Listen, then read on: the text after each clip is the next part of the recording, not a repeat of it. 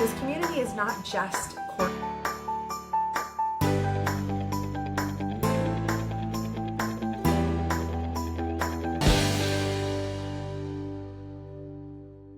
Hey everybody, it's me, Coach Rebecca, and I'm here live to talk to you about how to reach your goals. And I talk to athletes all the time about what they want to get out of their gymnastics or their cheerleading or whatever your sport is. And there are some definite do's and don'ts that will lead to you reaching your goal. And I actually had the privilege of hanging out with Avery Neff earlier today, recording a podcast. And I basically got to pick her brain on how to get everything you want in life. And it lines up with everything I've learned that's research-based. So I'm going to give you guys some tips on how to reach your goals, to actually reach them and not just set goals and be disappointed, which is every perfectionist's nightmare. So I kind of have been like on this kick. I went to Arizona last weekend. I was at Arizona Dynamics. And so we were in Arizona, Coach Briley and I, we put on this Confident Gymnast Clinic, which is my new favorite thing. So if you want mental training in your gym, if you want to bring complete performance to your gym, reach out and let me know, because I have never been so lit up as I was at this one-day clinic in Arizona. So what we do is we do mental training in the morning, we educate parents and coaches, and then in the afternoon, we get on the events and we apply it. So the coaches get to apply what they learned, the athletes get to apply what they learned, and it's pure magic. I mean, it's incredible what you can get done in one day. And so what I would do when I would start an event with the kids is I'd say, okay, what are your goals? So we've got 30 minutes. What's your goal for beam? And this one situation really stuck out to me. This girl was adorable. And she goes, well, I'm really bad at my switch leaps on beam. It's like my biggest problem. They're really small. They're not good. And I'm scared. And I was like, wait, that's your goal? And just think about it. When someone asks you what your goal is, we tend to go, well, it's this because I'm bad at X. It's this because it's really bad and I need to get better at it. So I asked her like twice. I was like, hold on. Don't tell me what you don't want to have happen. Tell me what you do want to have happen. And she goes, well, my switch leaps aren't big. I want them to get bigger because they're really bad. I was like, okay, we're getting closer. Okay. And finally, by like the fourth time, she said, I want to get better at my switch leap. And I was like, period. That's it. That's it. That's all we're going to say. I want to get better at my switch leap. She's like, I want to get better at my switch leap. And I was like, yes. Okay. So what's one thing you can do right now to just start us off? Because the first part of getting any goal is whatever you can do right now. So if it's a totally junky switch leap, great. Let's see it. So she went on a laser beam on the floor and she showed her switch leap.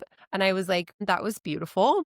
She's like, what? Like, do I need to video you? That was beautiful. She had such this image in her mind of how bad her switch leap was that I looked at it and was like, are you the same person I just talked to about how terrible it was? So she watched the video and she's like, yeah, okay. And so I asked her, here's what usually happens. You set a goal, because you think you're bad at something.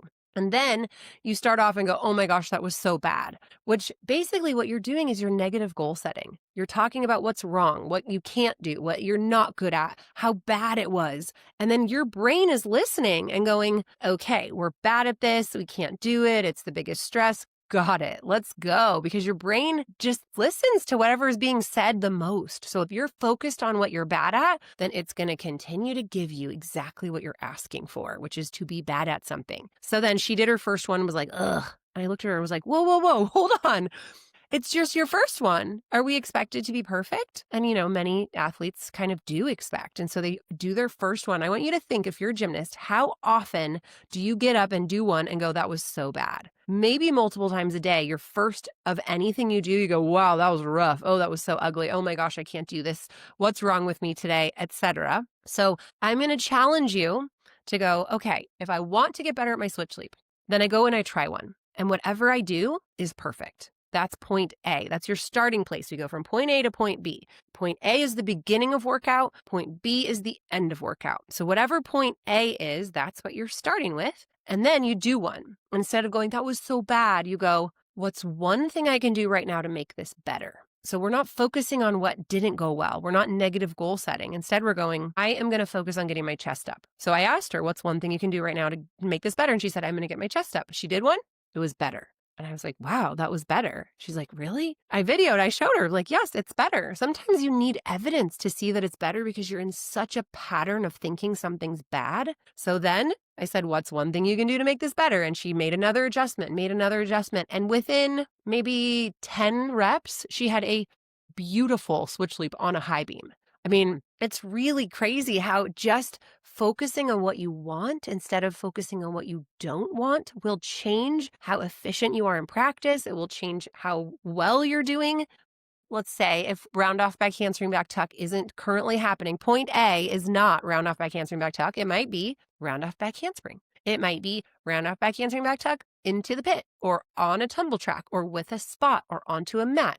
So instead of focusing on what you can't do, you focus on what you can do. What can you do? What's the hardest progression you can do right now confidently? And that's the key. It's not what could you chuck if your life depended on it and the gym was on fire. No. What does your brain actually want to allow you to do right now?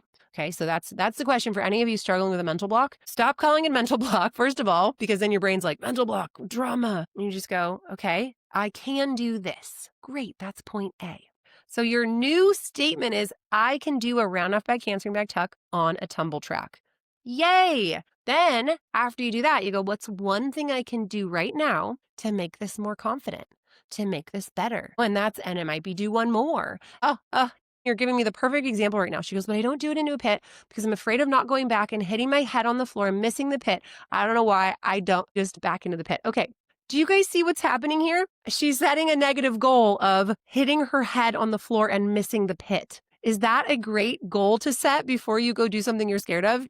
You know, like I've heard coaches say, you're not going to get hurt. And what do you think about? You're like, getting hurt. No, you're not going to hit your head. What do you think about? Hitting my head. You know, so if you're saying that and you're focusing on that, you're actually giving your brain instructions that that's what you want to do. I watched, there was a girl who hit her head on a dismount not too long ago. And I was like, what did you do right before you went? She's like, I panicked. And I was like, I hope I don't hit my head on the beam.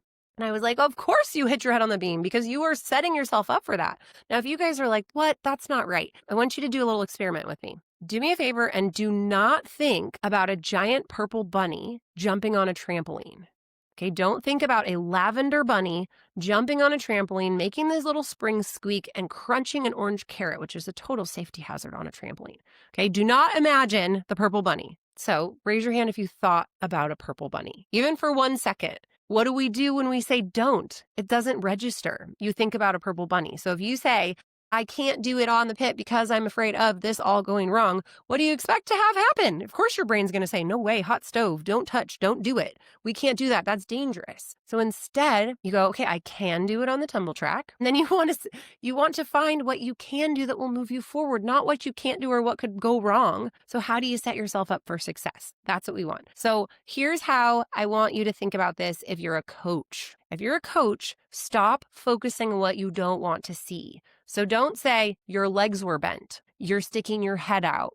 You're sticking your butt out. You're piking. You're arching. I mean, how many coaches, that's what we do, right? We're like, this is what you're doing wrong. That is planting an image in the mind of the athlete that's actually making them more likely to bend their legs, stick their head out, flex their feet. So what if you said, straighten your legs, squeeze your quads, draw a line, an imaginary line from your hip to your toes made of iron, give them something that's going to allow them to focus on what you do want. If you're an athlete, stop focusing on what went wrong. After each turn, instead of cringing, go, this next turn, I'm going to focus on this. This next turn, I'm going to lean over the bar more. This next turn, I'm going to focus on my landing.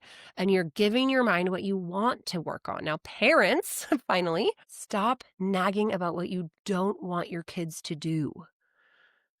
Okay, stop screaming. Don't do that. I mean, they don't hear it. Instead, focus on what you want to reinforce. So if my kids are being jerks, bless them, love you kids, I need to focus on what they're doing right. So if they're doing 90% annoying things, but then one thing happens that's right, if I call that out, that's going to reinforce that behavior. And I've seen that with, I have a couple, I have one for sure ADHD and probably 2 kids with ADHD. That's what happens when both of your parents have it.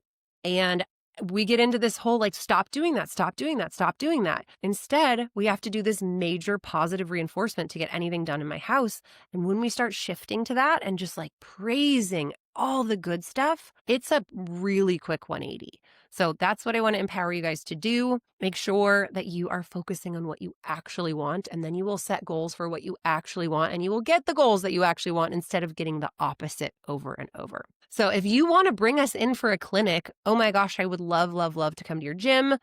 You can check that out at confidentgymnast.com. It's our Confident Gymnast Clinic. We do a 1-day where we come in and it's amazing. So if you'd like to have us, have your coach reach out. We're kind of signing people up for fall right now. But thanks for being around. Ask me any questions in the DMs on Instagram at complete_performance. And I'll be back soon to chat more. Bye, guys.